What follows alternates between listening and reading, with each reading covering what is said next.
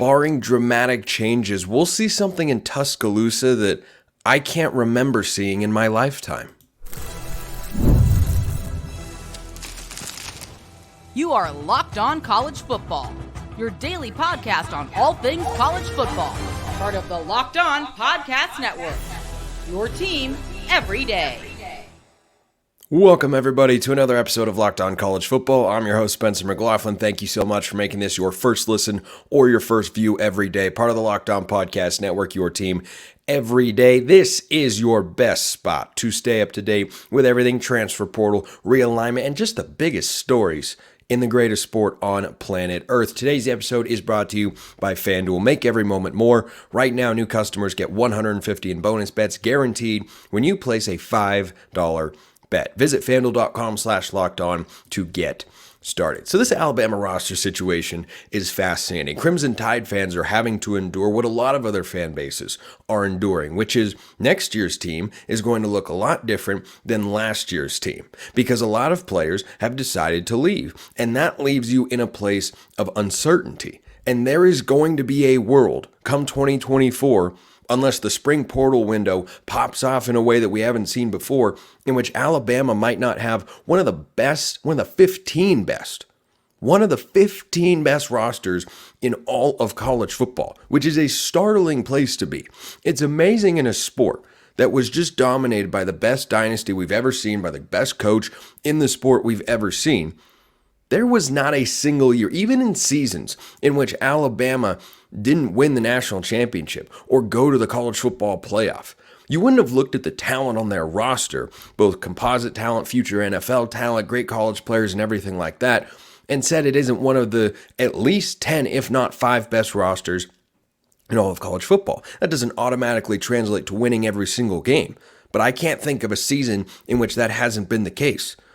But I came up with a list of rosters that at the very least, some more are more obvious than others. But you can look at all of these programs and say they're either comparable or above Alabama, and that just hasn't been the case before. Kalen DeBoer is going to have his toughest time coaching the Crimson Tide this year. For another reason that I'll get to a little bit later in the show, we'll also get to Ohio State's quarterback room. But if you look at these rosters, both what they had last year, what's coming back, what came in the transfer portal, some of these are no-brainers to be above Alabama. Some there could be a little bit more of a discussion, but a lot of them that would be in the discussion, you would not even have considered during the Saban era. It's going to be a bigger challenge for Kalen DeBoer than maybe perhaps he realized right off the bat, though they have brought in some notable transfers. But I look at these 18 teams and say, that's either better or at least comparable, and it's not usually comparable. Georgia, Ole Miss, LSU, Texas A&M, Missouri, Texas, Oklahoma, Tennessee, Florida State, Louisville. Did you know that the Louisville Cardinals, under going to be second-year head coach Jeff Brom, who just had them in the ACC championship game, have got the number 3 transfer portal class in the country? Did you know that? Well, now you do. Ohio State, Oregon, Michigan, Penn State, USC, Arizona, Utah. I think Utah could have a fantastic 2024 season. And Notre Dame. All of those teams, I can't look at and say Alabama is definitively better with their roster. There's some talent there. A lot of it is undeveloped. But I think when you look at this situation, Kalen DeBoer even understands how dire it could be compared to what the standard has been at Alabama in recent years. Because Kalen DeBoer has sent a message, one in which he knows that they are going to have to try and just make the most of 2024 and then build up the roster, build up the recruiting base, bring in some more transfers, and load up for 2025. And I think he will. I have full faith and confidence he's going to win down at Alabama. But right now, if you look at Alabama's, roughly projected roster, I mean, you have Jalen Milroe on there, who, by the way, got benched earlier in the season and then got a lot better as the year went on. He's now under a new coaching staff, of course, which is never an easy situation and has to factor into your calculation of, do I like this roster better or that roster better? It all starts with quarterback. More on that in a moment. You got Justice Haynes and Jam Miller at running back. You have Richard Young, who is one of the most talented running backs in the 2024 cycle. He's coming in. He'll probably get some touches as a true freshman, but he'll be a true freshman. They have brought in Parker Brailsford from Washington. That was the 10th highest graded center in all of college football, according to Pro Football Focus. They brought in Niquil Betran from Texas A&M. They've got 2 other returning offensive linemen, so they're solid. I think their offensive line can be pretty solid because they've got some proven commodities there. But at the wide receiver position, they've got some talented guys, but they're not super proven just yet. And we know in college football, there is not a 100% hit rate when it comes to talented recruits. Just because you had 4 or 5 stars or a 94 or 96 next to your name coming out of high school doesn't automatically mean you're going to live up to that potential in college, especially in a system that perhaps you were not planning to play in, though Kalen DeBoer's system historically been pass heavy and good to wide receivers. They did bring in Jeremy Bernard. Now, Jeremy Bernard is a guy who began his career at Michigan State, pretty highly touted recruit. He went to Washington this offseason. Talented player, guy who's got more in the tank. I think he'll be one of the key players for Alabama offensively. But on a team that went to the national championship, Jeremy Bernard was a 4. He was a 4. If that guy becomes your 1, that's a different standard. That's a lot different. Look, again, talented, I think he can be more than just a 4. But is he a number 1? That remains to be seen. Again, talented, but unproven.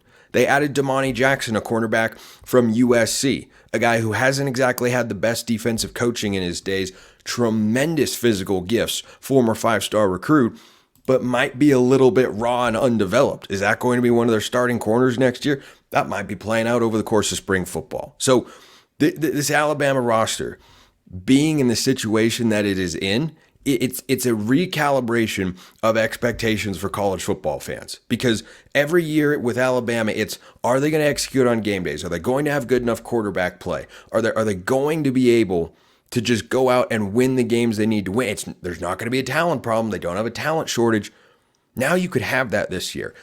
In Kalen DeBoer's view, they might even have that at the quarterback position.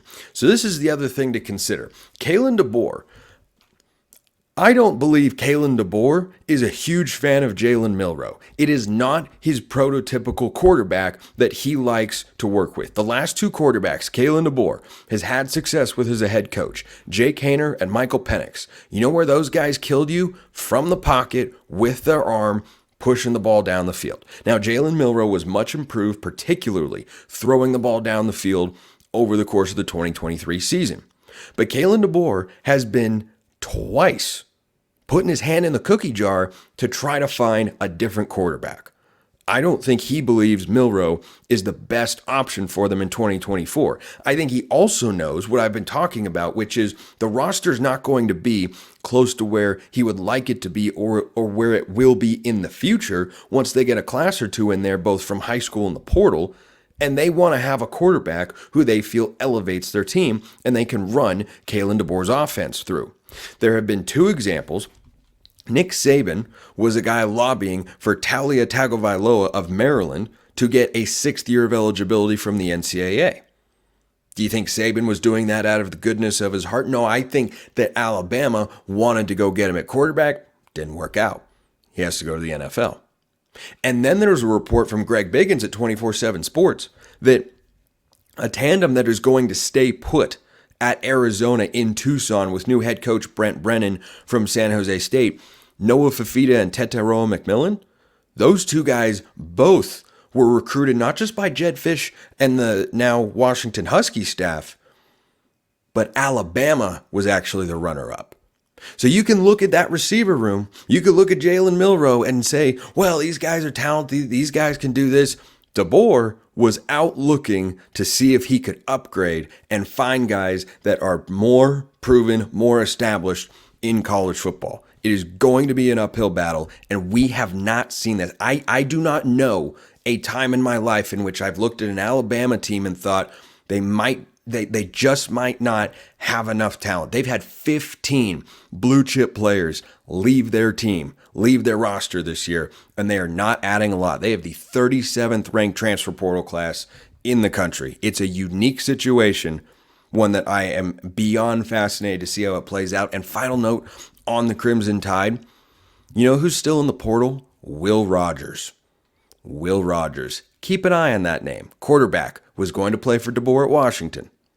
DeBoer leaves. Rogers goes back in the portal. He's still there. He doesn't have a home yet. And DeBoer's made it clear he's willing to consider other quarterback options beyond Jalen Milroe.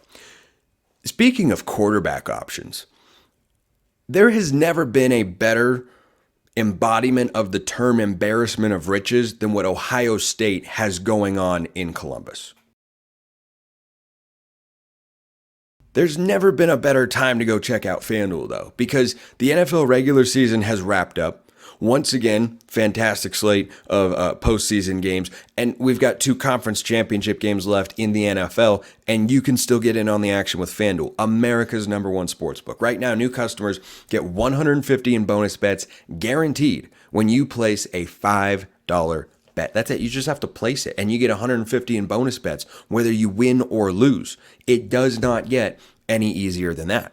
The app is super easy to use, and there are so many different ways to bet, like live same-game parlays. You can find bets in the new Explore tab, make a parlay in the Parlay Hub, which is the best way to find popular parlays, all of that and more. Visit FanDuel.com/lockedon. Make your first bet a layup, whoever you like in the NFL. If you want to have a little action, FanDuel's the place to go. Go to FanDuel.com/lockedon. FanDuel, official partner of the NFL. Ohio State has had some talented quarterback rooms over the years. You think back to the time where they had Cardale Jones, who won a national championship, J.T. Barrett, and Braxton Miller all on the same roster. They're up in the ante right now. So in this Alabama exodus over the last couple of weeks, one guy who entered the transfer portal is someone who had actually signed to play for the Crimson Tide. Saban retired, and now Julian Sayin is going to Columbus. Who's that? Well, just according to several sites, the #1 quarterback prospect in the 2024 cycle. And so when you look at what Ohio State's quarterback room looks like, it's pretty crazy.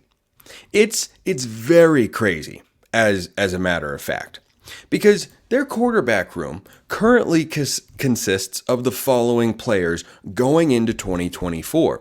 And I've got news for you. These guys are not all going to be there beyond this season, at least. I'd be surprised if they're all there by the time the season starts this fall. So they bring in Will Howard from Kansas State, who just had the best completion percentage of his career, just 61%, 24 touchdowns, 10 interceptions. I think he can have an even better statistical season with Ryan Day and the resources available at a loaded Ohio State roster. They have Lincoln Kienholz, who was the South Dakota Football Player of the Year, 2023 recruit, 4-star guy, number 11 overall quarterback. They have Devin Brown. He was a 2022 recruit who was a composite high 4-star recruit, number 6 quarterback in his class. And then in 2024, they have 2 of the top 5 quarterback prospects in the same cycle. They've got Aaron Noland, who's the number 4 quarterback, and now Julian Sayin coming over from Alabama. This is... I have never seen or heard of a quarterback room that's got 5 guys that are 4-star recruits or better at the same time. Now, Howard is perhaps coming out of high school, or was coming out of high school, the lowest rated of the bunch, but we know full well what he's capable of. You give him a good supporting cast, a running game, which I think they're going to have. You give him a solid defense, and I think they're going to have that too. Their defensive coordinator, Jim Knowles, is back. He's done a great job revamping that side of the ball over the last couple of years. Will Howard can win conference championships. We saw it 2 seasons ago at Kansas State. So Howard, Kienholz, Brown, Noland, Sayin, they're all going to be in the quarterback room. Spring football is often a time in which fans or shows like this one discuss quarterback battles. Why?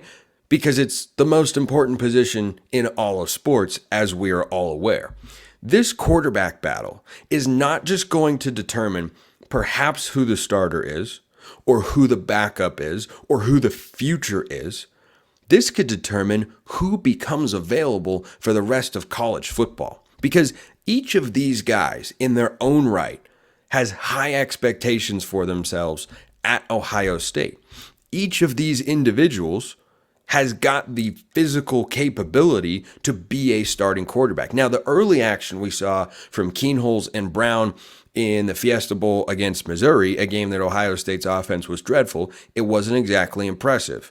Not everybody gets off to a hot start here. But if by the fall, one of these guys is on a different team, if only one is on a different team, I'd be surprised. I would 100% be surprised. You may be wondering about Alabama. Now, they got former Washington commit Austin Mack to transfer over to the Crimson Tide. Back to the point I was making earlier, that Kalen DeBoer is not in love with Jalen Milroe, tried to bring in 2 transfers, brings in Austin Mack. Could be a quarterback battle in Tuscaloosa for all we know. But I think that in Columbus, this is the most... How do you even coordinate a 5-way quarterback battle? Now, my instinct tells me the true freshmen are going to be behind the other guys. Let's accept that premise for a moment. Do you think that both Lincoln Keenholz and Devin Brown, who could start at a variety... there are a number of options and caliber of schools that would take those guys and say, this is perhaps the most highly rated quarterback recruit we've ever had roll through the program? Do you think both of those guys are willing to be a quarterback unlikely to play for an entire season? Only one of them can be number 2 on the depth chart. Quarterback isn't exactly a spot, like cornerback, for instance, where you say number 2 corner, so-and-so or so-and-so. No, you have an established backup quarterback who runs with the 2s, who takes some snaps with the 1s in the evidence that the guy who is in front of you goes down with an injury. You got to be ready to come in that particular moment. You have to get those reps so that when the opportunity presents itself, you're ready for it. So I think between Keenholz, Brown, and either Noland or Sayin, at least one could be on the move. And remember, the transfer portal window is closed unless you're a team that has had your coach leave. And there's another coach we're all waiting to hear from. That's Jim Harbaugh. If Jim Harbaugh leaves, suddenly there's a 30-day window in which Michigan players can enter the transfer portal. Now, their roster is also going to be a reset, not at the same level, I don't think, that Alabama's is going to be heading into 2024. But if that were to take place, I suspect Michigan would promote Sharon Moore, the offensive coordinator, who won games this year as the acting head coach as Harbaugh was suspended.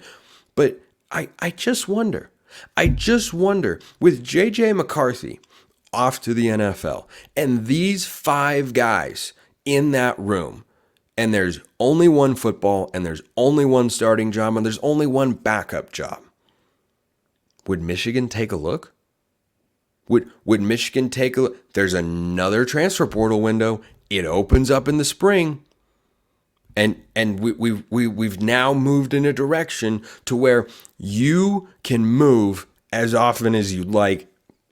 And that's close to being fine. We'll see how close it actually gets. Legislatures are involved. Congress moves slowly. Everybody understands that. But guys are being given a lot of leeway, a lot of freedom to move as they choose. So I will be more than a little surprised if all 5 of these guys are on the roster. 4 of them, I could see it. True freshmen maybe don't expect to play right away, and one of Keenholz or Brown decide, nope, I'm the 3rd string guy, and I can go be a starter over here, or at least a 2nd string over there, or compete for a job here. I just wonder if a school like Michigan would say, hey, did you lose your quarterback battle? Because, our quarterback situation, we've got a wildcat guy trying to make it, and he does, some good things every now and then, and that's all good and fine. But we're really looking for someone who's a little bit more passing oriented, and we want to keep him in the wildcat role.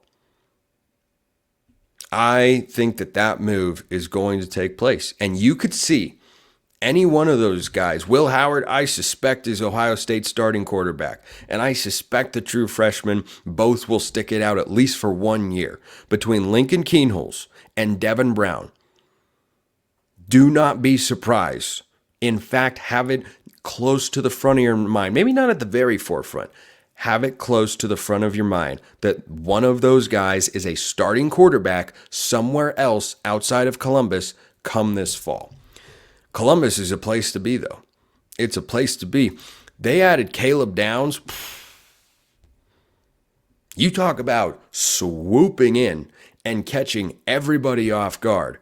Caleb Downs was the top remaining transfer portal player available in the 24/7 Sports rankings. He was the former 5-star recruit. It looked like he was going to Georgia. He goes to Ohio State instead. This roster is so unbelievably stacked, and that's why neither of the true freshmen, barring them being Trevor Lawrence level players that are ready to play and start immediately in college football, which is pretty darn rare. You look at Dante Moore, number 1 quarterback last year, he struggled at UCLA. But this Ohio State roster is ready right now to compete for a national championship, and that's going to be the expectation. And you don't wait for a quarterback to develop. You go with the guy that gives you the best chance to win right now. I suspect that's Will Howard, and I think that'll put either Brown or Keenholz into the transfer portal. A point I have driven home on this show, and will continue to drive home so that everyone understands, is something that bears repeating once more.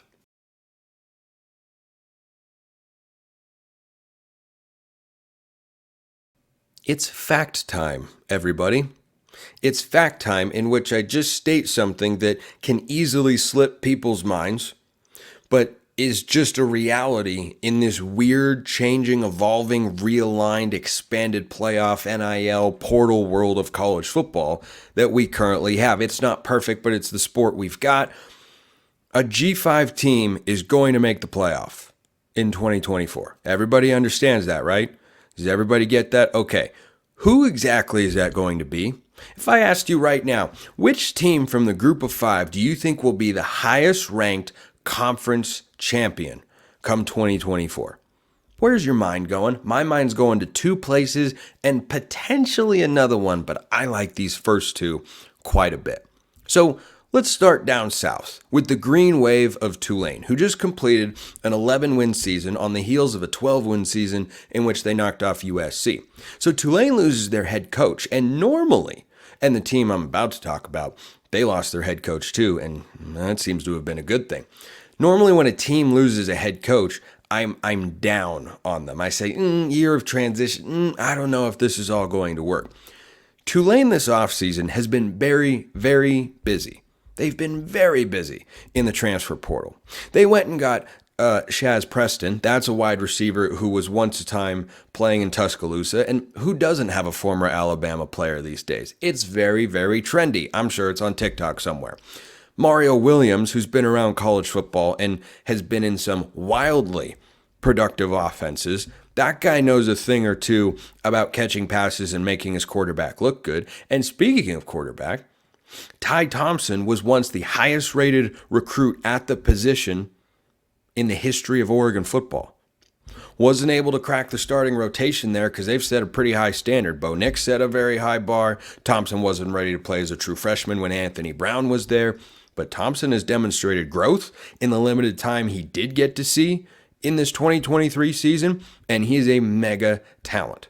So you bring in those offensive pieces, and then the head coach who is helping drive those moves is John Sumrall from Troy, a guy who has compiled back-to-back double-digit win seasons with the Trojans. They finished a couple seasons ago inside the top 25. When you think of group of 5 football powers, do you think of Troy? Probably not. John Sumrall can coach. And Tulane is a place where in the transfer portal world, their brand has been elevated so they can go get players like Ty Thompson, like Mario Williams. And you look at what has happened in the American Conference, because this is why Tulane is at the top of my list here, and Boise State's going to be a pretty close number 2. It is about having a conference championship because that is what is required. It's not who's the best G5 team, it's who's the highest ranked conference champion. And so Tulane is in a conference, the American Conference, which is probably the number 2 G5 league in America now that SMU has moved on. Who else is going to be contending with Tulane? A program that has won a lot of football games, over 20 in fact in the last 2 years. You've got UTSA. Jeff Traylor was interested in the Texas A&M job, did not take it. Good football coach. They're in San Antonio for the Roadrunners. Meep, meep. You've got Memphis. Well, that's a solid program. They've appeared in a New Year's Six game before. The coach has been there for a few years. And you've got, who else? SMU is a member of the ACC. Not the American, not the AAC, ACC. They wanted to be a power player. They wanted to be at the table. Well, they've got a seat there now, but that leaves a vacancy. I mean, is South Florida, who had a dominant win over Syracuse in their bowl game, going to pop after a 7-6 year? Are they suddenly a conference contender? Because I look around and I don't see how Tulane isn't the unbelievable favorite. Well, not unbelievable. That's not the right word. Let me try that line again. I don't know how you look at the American Conference and come to a conclusion that isn't Tulane is the undisputed favorite going into next year. Does that mean they'll be the highest ranked conference champion? Well, Boise State might have something to say about that. So Boise State, for my money, is the premier Group of Five brand in all of college football. They are the OG Cinderella, David swinging at Goliath, 07 Fiesta Bowl, one of the greatest sporting events I've ever watched in my entire life. So Spencer Danielson is the head coach there now. He's been on staff since 2017 when he was just a graduate assistant. Since 2021, he's been the defensive coordinator. Andy Avalos was fired in the middle of what was a disappointing year for the Broncos.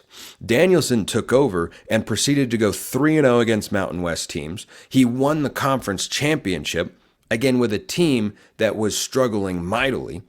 And then they went and lost to UCLA in the Los Angeles Bowl.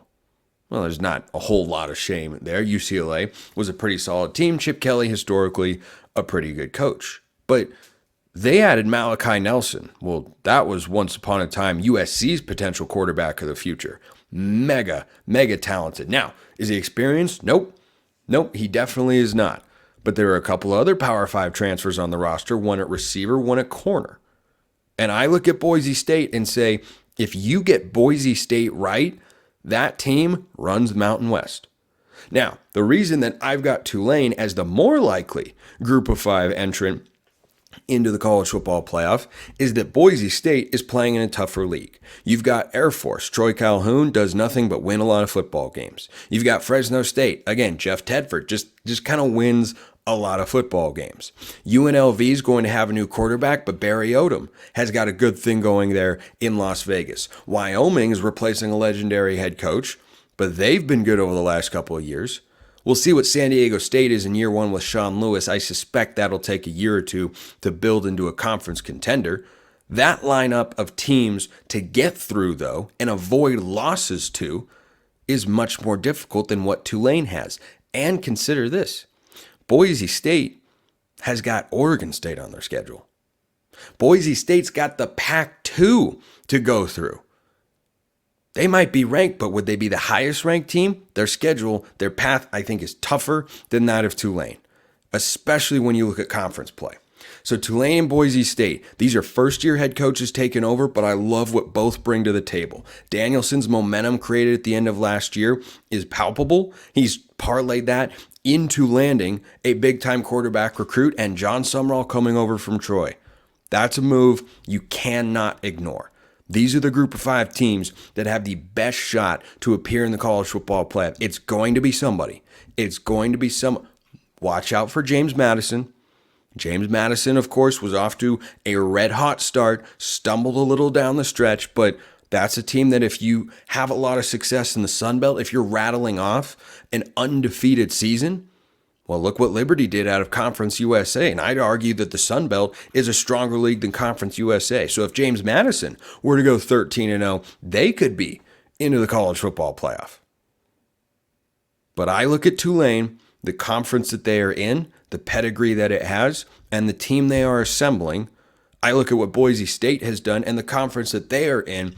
Those are the two teams that I highlight as the Group of Five teams most likely right now with the moves they've made this offseason to find themselves the highest ranked Group of Five conference champion and in the college football playoff. Appreciate everyone listening. I will see you next time. And until then, hope you have a wonderful rest of your day.